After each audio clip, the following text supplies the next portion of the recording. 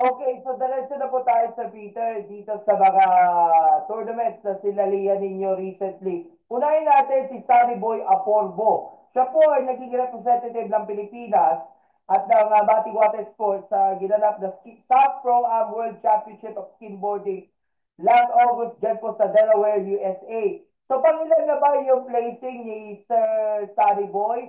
At of course, malaking tulong talaga participation dahil naranasan din niya na makapag-compete against yung mga top level na mga skimboarders mula sa iba't ibang panig ng mundo. Kami yun, mga top world yun na skimboarders sa global. So, we're so lucky na from Mati and from my team, Mati Water Sports Association, isa na napabilang doon sa United Skim Tour. So, last year, is like fourth lang last year. So, kasi first time niyang nakasali ng Surf League, Skim Tour last year. Then, ngayon na year is galing siya na aksidente. Medyo hindi pa totally 100% yung katawan niya na mag-compete. So, may invitation na kasi siya. So, at least may mga special award na nakuha siya.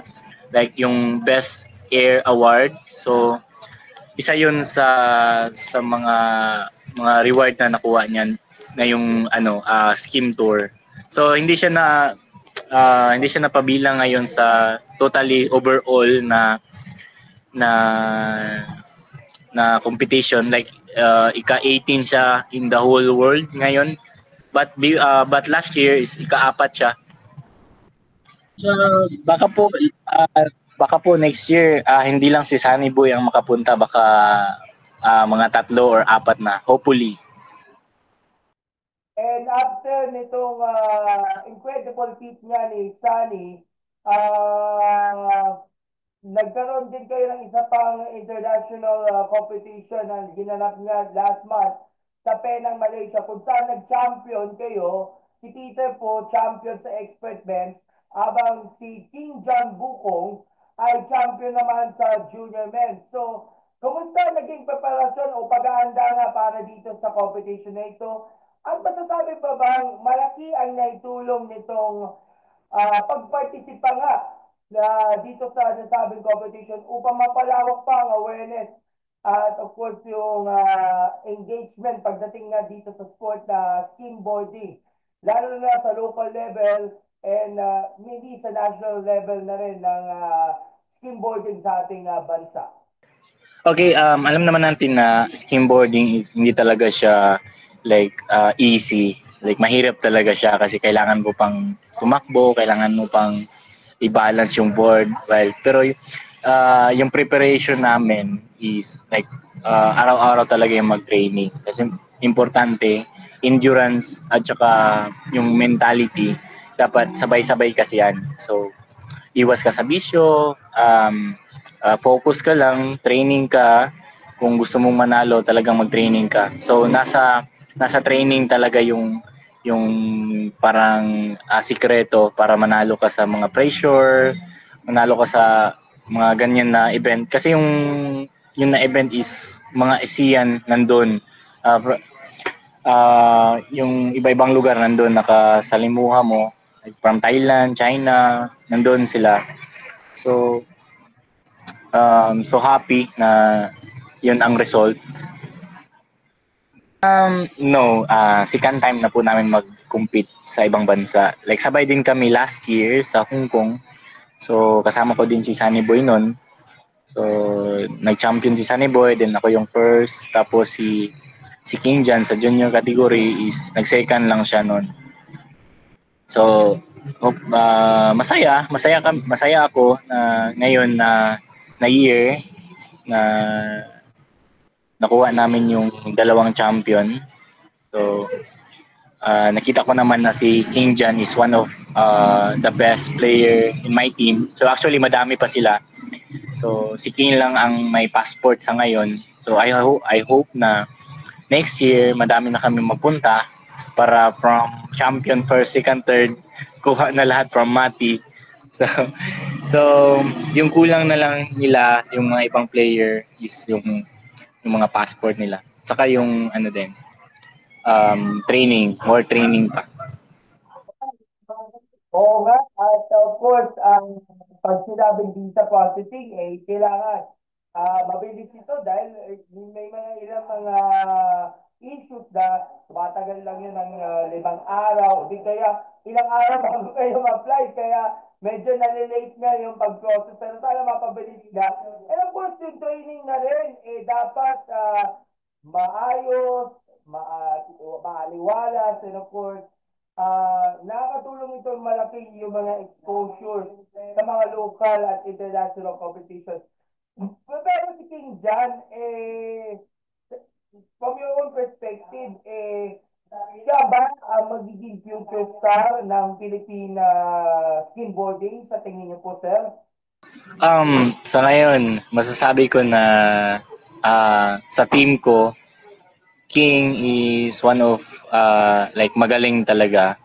But in my team, meron pang mga dalawa na same lang din sa kanya na magaling din.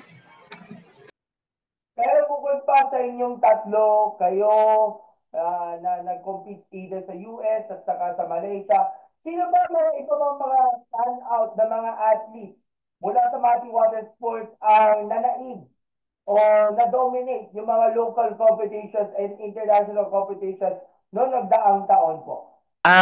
Banggitin ko na lang yung pangalan. Si Joby, si Longlong, si Anjot, at saka si um, GC. Isa sila ngayon sa mga potential talaga. Basta tuloy-tuloy lang yung training talaga. So, I hope na maaabot talaga nila yung kung anong naabot ni Sunny Boy. Yung naabot namin, yung ganun. At bukod pa sa mga iba't ibang mga local and international immersions ng ating mga Mati base ng mga skimboarders and water sports athletes, ano ba iba pa mga latest updates pa na gusto nating i-share for the public and of course sa mga followers na hindi mo nabanggit during this interview po, sir? Okay. Ngayon naman, October, may isang buukan kami na competition is like national lang to. Hindi talaga to big event. But we are planning since na nakapunta na kami sa ibang bansa. So we're planning na mag-held ng international skimboard competition dito sa Mati. So it will happen sa during season talaga. Yung peak season namin dito is on February. So hopefully on February matuloy yan.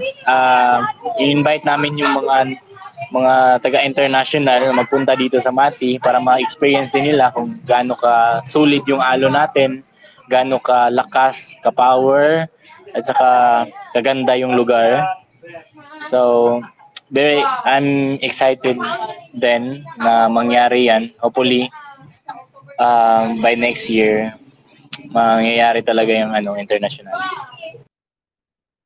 And lastly, kamusta po yung suporta natin ng ating provincial government ng Davao Oriental and of course the local government ng Mati City, Davao Oriental? All out ba ang suporta na binigay sa inyo ng ating mga local government when it comes dito sa ating organization na unti-unting lumalawak nga yung ating mga membership natin? Una ko pasalamatan, magpasalamat na una ko pasalamatan talaga nung nag-Malaysia kami. One of our major sponsor talaga. Di kami makapunta pag wala sila. So yung talaga, Tower 11 at saka si Ma'am Joanne, sila talaga yung nag-man to man sa amin na mag-force na makapunta kasi sa ngayon medyo hindi pa masyadong malaki yung budget for joining another competition. So sila nung nagkatok kami sa kanila, sabi nila, sige, let's go. So, thank you talaga sa kanila. Sa government naman, may mga tulong din sila sa amin. Tsaka mga others, resort, nagtulong sila, like DSR, Aloha, sila yung mga talagang Sir Pao, nagbigay din sila. Yung sa City Sports office namin. Okay, so Sir Peter, muli maraming salamat sa oras na binigay niyo sa amin dito sa Sports Corner PH at ito na ang pagkakataon para magpasalamat sa lahat ng mga taga-suporta at of course, mensahe na lang sa mga followers natin na nagnanais na matuto ng water sports gaya lamang ng steamboarding at may experience nito dyan sa inyong lugar sa Mati City, Davao Oriental. Sir Ted. Okay, sa lahat ng mga nanood na sumusuporta, so gusto kong ipaalam na kung gusto nyong pumunta sa Mati, punta lang kayo sa Dahican, hanapin nyo ang Mati Water Sports, may page din kami, pwede kayong mag-message kung gusto nyo magpaturo ng surfing, skimboarding, magpatour kayo for marine wildlife, meron din kami mga pawikan dito, dolphin, kung gusto nyo makita, mga islands na super ganda, malinis, at saka napaka-blue ng water. So, punta lang kayo sa Mati Water Sports. Nandito lang kami sa papasok ng Amihan, public road. Mag-search lang kayo public road ng Dahican. So doon sa pag dating nyo sa shoreline, may mga bata na makikita kayo na naglalaro ng surfing. Hanapin nyo lang si Peter or yung member ng Mati Water Sports. So pwede na kayong turuan. Meron kaming FB page na pwede silang mag-message, Mati Water Sports Association.